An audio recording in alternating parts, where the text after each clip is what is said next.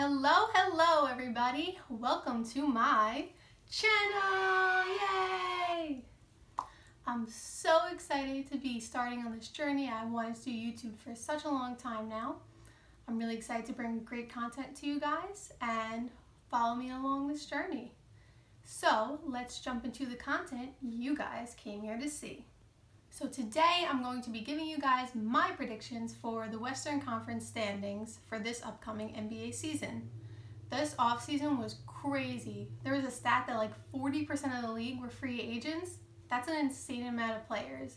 And to go along with that, many of the players changed teams.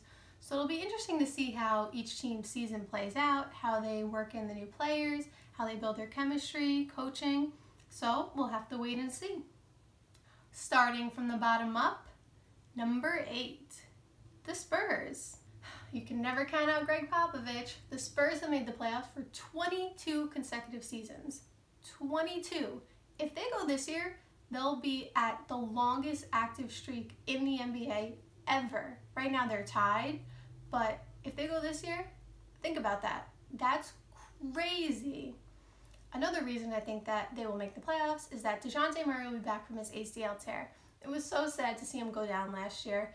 He was looking so good. His defense is amazing. He was building his offensive capabilities, but I'm sure resting and getting his surgery and recovering that he'll be back to where he wants to be and be a great solid starting point guard for them. Also, Derek White and Bryn Forbes looked really nice last year developing under Pop's system, and I think that they will improve even more this year. Number 7, the Blazers.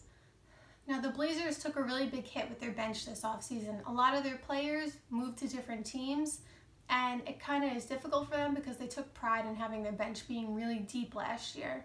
So now with what I think the biggest loss from their bench, Seth Curry gone, who brought an instant offense, great shooter, pretty good defender, it kind of limits them a bit with their bench.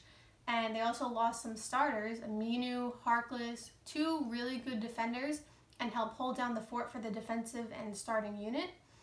So I just think that it's going to be a little bit more difficult for them this year, and that accordingly they're going to fall a little bit in the rankings, but they still have Dame, they still have CJ, they still have Terry Stotts, great coach.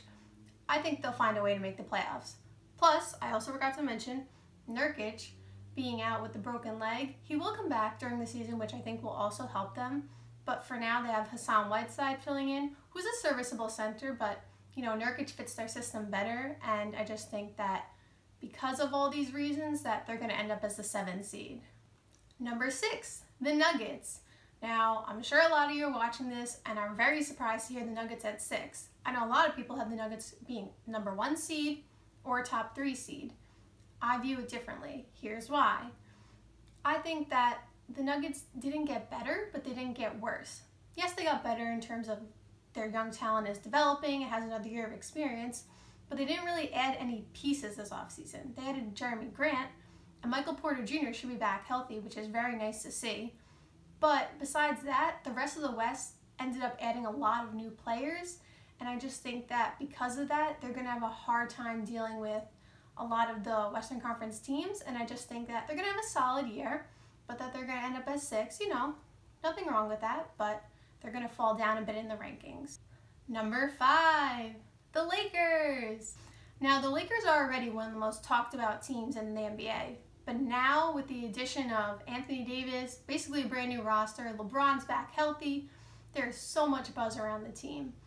I think that one of the things that's bringing them down in my prediction is these injuries. Cousins is out for the year, most likely, or I'm going to assume that he's out for the year. Kuzma has a stress fracture in his foot. Although he says he's going to be back very soon, that's another injury to manage and deal with, along with the fact that Anthony Davis has a label for being injury prone. And LeBron got his first injury last year that we saw. And there's just so many new pieces and chemistry to build. I think there might be a little bit of issues, and also I believe that they might load manage LeBron and AD. Not necessarily load manage in terms of like taking 20 games off, but like load manage in terms of making sure they don't play 40 minutes a game. They want to make sure that they're healthy and rested for the playoffs because that's when it really matters. However, those negatives aside, We all know who LeBron is. We know who AD is. We know that the supporting cast is pretty good. I think Quinn Cook is an underrated pickup. People don't realize how much value he brought to the Warriors off the bench. And when he was filling in for Steph as a starting point guard, when Steph got injured, he was playing pretty well. So I think that at the end of the day, LeBron is going to do LeBron things, and the team is going to come together and end up as the 5th seed. Number 4, the Warriors. So the Warriors had a very interesting offseason.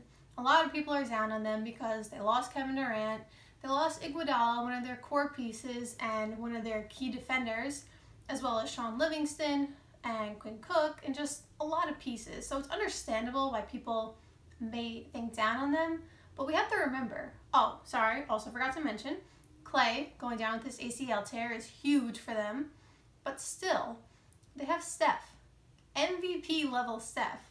They have Draymond. They picked up D'Angelo Russell in a sign and trade. D'Angelo Russell is a first-time All-Star last year. And I feel like now people are underrating him just because he went to the Warriors. He's so good, and he was one of the biggest reasons that last year the Nets made the playoffs. Of course, he had, a nice team, and Kenny Atkinson's a really good coach, but he was putting up really good numbers, and he was helping lead them. And I think that the issues with him and Steph are non-existent. Steph can play off the ball really easily. We've seen him run around. People who watch, or people who don't, for those of you who don't know, Steph is constantly running around, always. So he's always playing off the ball. So what different would it be? I just think that combined with that, great coaching by Steve Kerr. Also, re-signing Kevon Looney was huge for them. That was a very affordable deal for them, and Looney's really coming into his own.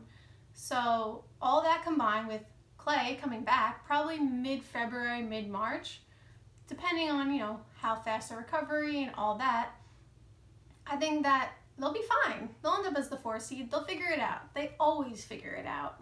Number 3, the Jazz. The Jazz had a great offseason. Picking up Mike Conley was huge for them. He's a grit and grind kind of player, and I think with the system that they have in Utah, it's kind of similar to that, so I think he'll fit in nicely and seamlessly. You could be concerned with the injuries a little bit from him, but I think they'll be able to manage his minutes, and I don't think that'll be an issue. Rudy Gobert, we all know what he's going to do. Defense, stifle tower, he's going to do his thing. And I think Donovan Mitchell will have a better year. In my opinion, he had a little bit of a down year last year, but I think he'll improve, have a better year, and just be an overall better player. Also, let's not forget, they picked up Bogdanovich. That was a sneaky good pickup. He's a great 3-and-D guy, and I think he'll be a nice addition to their starting unit. Number 2, the Rockets. The Rockets made a huge trade in the offseason, swapping Chris Paul for Russell Westbrook.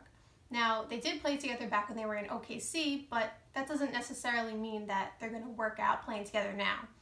That was before they were MVPs. That was before a lot of things. They were younger then. That was a different time. But we'll have to wait and see how it works out. However, the biggest concern I have is how are they going to be able to manage sharing the ball? How are they going to be able to manage that responsibility? Because they're 2 very ball-dominant guards. How are they going to decide, who's taking a turn, who's playing off ball this possession? That's one of the biggest concerns I have, and that's one of the things they'll have to work out. However, think about it. Having to guard Harden 3 points at 3-point line, at the 3-point line, and then having Russell Westbrook slashing to the basket, that's incredibly hard to defend. So that, combined with Mike D'Antoni's system, which always pans out in the regular season, I think they'll be able to make it work and be able to get to the number 2 seed. Also, I didn't mention this. Another concern I have is Russell Westbrook's 3-point shooting percentage was not very good last year. And he's not the greatest 3-point shooter in general, but last year was really a down year. So a system with Mike D'Antoni where they focus on threes, is basically threes or a layup, is, how's his 3-point shooting going to look this year? Are people just going to lay off him at the 3-point line if he's not shooting them well? That could be a flaw in the system. But irregardless, I think with the team they have, they'll end up as a number 2 seed. Number 1, the Clippers. So I had a really hard time picking who would be number 1 seed because so many teams have so many new pieces and you never know how it's going to work out. Hopefully everybody stays healthy, but you never know with injuries, coaching, chemistry. So unless someone can give me some psychic powers, which if you know how to do that, let me know. But since I don't have those powers right now, I'm going to have to go with my gut and just say that the Clippers will be the #1 seed. The biggest concern is obviously Paul George's health. And Kawhi's health too, but like Paul George especially because he's coming off surgery for a torn rotator cuff. And reportedly, he's going to be out till mid-November. So that's a concern, you know, how healthy is he going to be this season? Is his shoulder going to be okay? But irregardless, they still picked up Paul George, a top defender, and good offensive player too. And they picked up Kawhi, MVP of last year's finals, great defender, defensive player of the year, and a really good offensive player as well. I think both of those two fit into their system pretty seamlessly. And let's also add in the fact that they already have a great team in general. They have a lot of good quality players. Pat Beverly, great defensive guard, great starting point guard for them. Really fits their system. So here's what I think their starting lineup would be. Pat Bev at the 1, Landry Shamet at the 2, although he's not the greatest defender, really good shooter. I guess Paul George at the 3. Maybe he'll run the 4, but let's just put him at the 3 for now. Paul George at the 3, Kawhi at the 4, and Zubac at the 5. That's a really good defensive team. Also, let's not forget that they still have Lou Will coming off the bench, 6th man of the year, and Montrezl Harrell, and a great coach in Doc Rivers. So, although Paul George's injury is concerned, and we'll see how they manage minutes, and we'll see how everybody else's team works out with chemistry, but for now, I think they're going to be the #1 seed. All right, everybody, that is all. Thank you guys so much for watching. I hope you enjoyed the video, and comment down below what your Western Conference rankings are, and if you agree or disagree with what I said. Stay tuned for upcoming videos. Bye!